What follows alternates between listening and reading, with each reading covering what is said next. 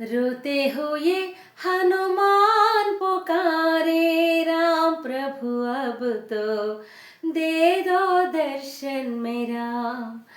सोने परी है आँखों की राहें, कब रावोगे मेरे श्री राम। रोते हुए हनुमान पुकारे राम प्रभु अब तो दे दो दर्शन मेरा। जंगल जंगले ढूंढो प्रभु को, नाम तुम्हारा जपता जाओ। तेरे बिना रघुनंदन मेरे, कैसे मैं जीवन बिताओ। दास खड़ा है द्वार तुम्हारे, ले लो मेरी सुधि हे राम। रोते हुए हनुमान पुकारे राम प्रभु अब तो दे दो दर्शन मेरा। జై శ్రీరామ్. అందరికీ నమస్కారం అండి. హే బురుడీస్ హాయ్. అయితే మొన్న వీడియో చేశాను కదా బాబా గురించి. ఎవరో ప్రెస్ మీట్ పెట్టారు కదా బాబా సంస్థకు సంబంధించిన ఎవరో ఆచార్య ఎవరో. అయితే అతను మళ్ళీ ఒక లైవ్ కూడా పెట్టాడు. నేను మామూలుగా చూస్తుంటే చూశాను, జస్ట్ మామూలుగా విన్నాను అంతే. ఏదో బెదిరిస్తూ మాట్లాడుతున్నాడు, ఎఫ్ఐఆర్లు చేశాము, ఈ బాబా గురించి నిజాలు చెప్తున్నారు కదా, దాని గురించి ఏదో మాట్లాడుతున్నాడు. అసలు వీళ్ళు బాధ నాకు అర్థం కావట్లేదు. ఇప్పుడు మనం నమ్మము, మన ఇష్టం అది. మనం ఎవరైనా ఇన్ని రోజులు మనకు అజ్ఞానంలో ఉన్నాం. మనం ఇప్పుడు తెలుసుకోవడం అందరం బయటకు వచ్చాం. ఇప్పుడు పేగ మీద కత్తి అంటే మీరు నమ్ముతారా లేదా, లేకపోతే మీకు కేసులు పెట్టేస్తాం మీ మీద, ఇదేం వాలకాలు ఇవి. ఏసేమో నమ్మకపోతే నరకంలోకి వేసేస్తాను అంటాడు. ఈ బాబాయ్ ఏమో నమ్మకపోతే కేసులు పెడతాం అంటారు. ఇది ఎక్కడ వాలకం? చూసారా, అప్పట్లో బ్రిటిష్ వాడు ఉన్నప్పుడు బాబా ఉన్నాడు కదా, మనకి బ్రిటిష్ వాడు పరిపాలన చేస్తున్నప్పుడు బాబా కూడా ఉన్నాడు కదా. వీళ్ళిద్దరు కొమ్మక్క అయిపోయి ఉంటారు నాకు తెలిసి. నేను అల్లా మాలిక్ అంటాను, నువ్వు అల్లేలుయ. చూసారా ఆ ఎలక్కేసి చూసారా పదాలు, అల్లా మాలిక్ అల్లేలుయ. మరి మనమేటి మధ్యలోనా, మనమేటి తెలుసా, అల్లో నేరేడు కళ్ళదానా ప్రేమ వల్ల పడ్డానే పిల్లదానా. ఇప్పుడు మనము కొమ్మమేళకి వెళ్ళి మనం లేట్ చేశారు, ఎవరో పూసలు అమ్ముకుందని కళ్ళు చూసి సొల్లు కోరుచుకొని దానికి ఏమైనా తినగుంచారా, దానికి పెద్ద ఫేమస్ చేత త్వరకొడత వెళ్ళిపోయింది. పోనీ అది ఇందుకు తోట వెళ్ళిపోయిందా, త్వరకొడత వెళ్ళిపోయింది. అది మనం చేసిన పనులు నిలగే ఉంటాయి. వాళ్ళు మాత్రం మొదటి నుంచి చాలా జాగ్రత్తగా ఉన్నారు. హిందువుల్ని ఎలాగ మనలోకి లాగుదాము. చూసారా, అంత కాంబినేషన్ అది కరెక్ట్గా సెట్ అవుద్ది. ఒకళ్ళేమో నమ్మకపోతే నరకంలోకి వేసేస్తామంటారు, ఒకడేమో నమ్మకపోతే కేసులు పెడతానంటాడు. నువ్వెవడు చెప్పడానికి?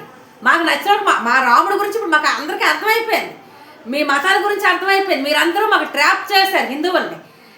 మమ్మల్ని ట్రాప్ చేసి మా దేవుల నుంచి మా దేవాలయం నుంచి దూరం చేసి మీరు సొమ్ము చేసుకోరు.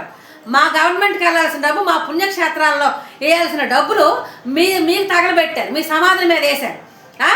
మీ సమాధుల మీద తగలబెట్టారు ఎంత డబ్బు అంతాను. మాకు తెలియలేదు.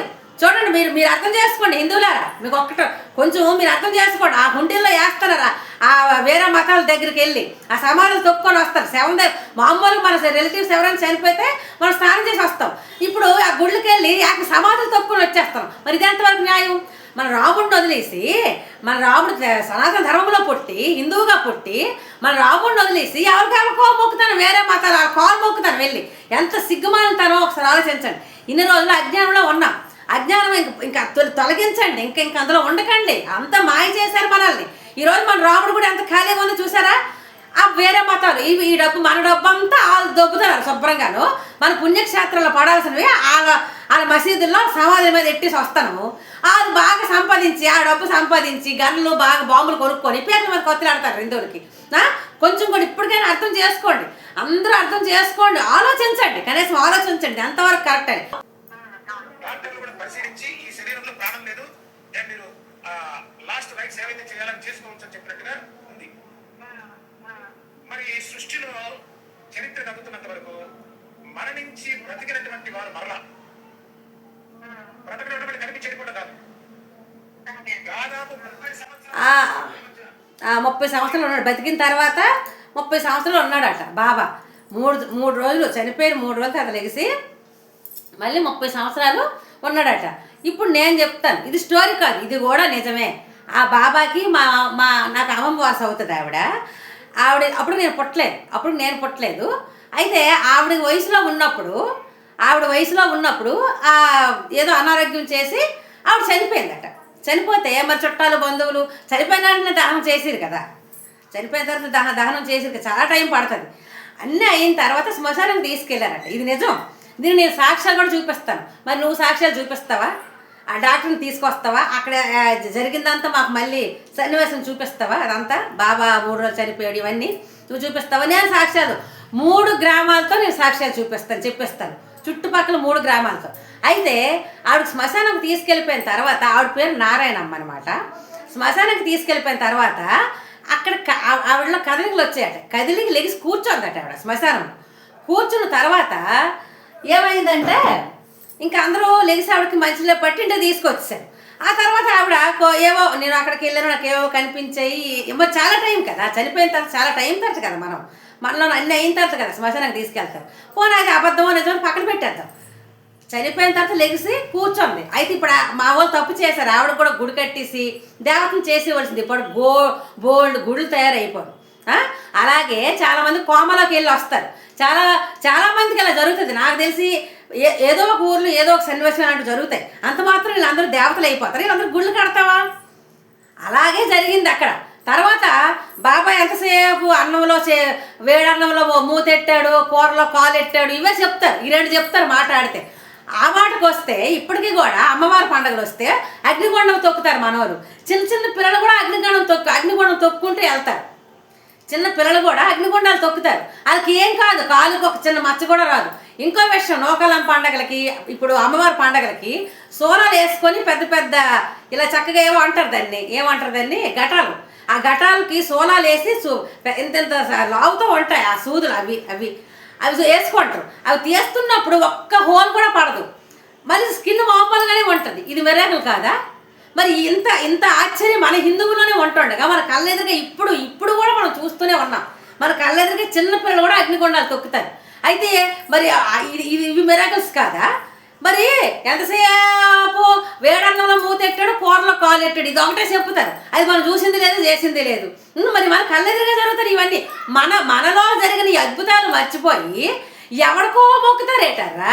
తెలుసుకోవడం కదా, తెలుసుకున్న తర్వాత వదిలేయండి. వీళ్ళు బ్లాక్మెయిల్ చేస్తున్నారు చూసారా? మీరు బాగా అబ్జర్వ్ చేయండి. యేసు మతం వాళ్ళు నమ్మకపోతే నరకంలో కేసేస్తారు అంటారు. బాబా మతం వాళ్ళు మీరు నమ్మకపోతే మేము కేసులు పెడతామంటున్నారు. అంతేగాని నిజాలు నిరూపిస్తే తట్టుకోలేకపోతున్నారు. వాళ్ళు తట్టుకోలేకపోతున్నారు. కాబట్టి ఇప్పటికైనా తెలుసుకోండి, మన రాముడి కన్నా ఎవడు గొప్ప? మన దేవతల కన్నా ఎవరు గొప్ప? ఎన్నో అద్భుతాలు చేస్తారు. ఎంతోమంది రాక్షసులను సంహరించారు. ఈ వేడన్నంలో చెయ్యి కూరలో కాలేసి చెప్పుతారు.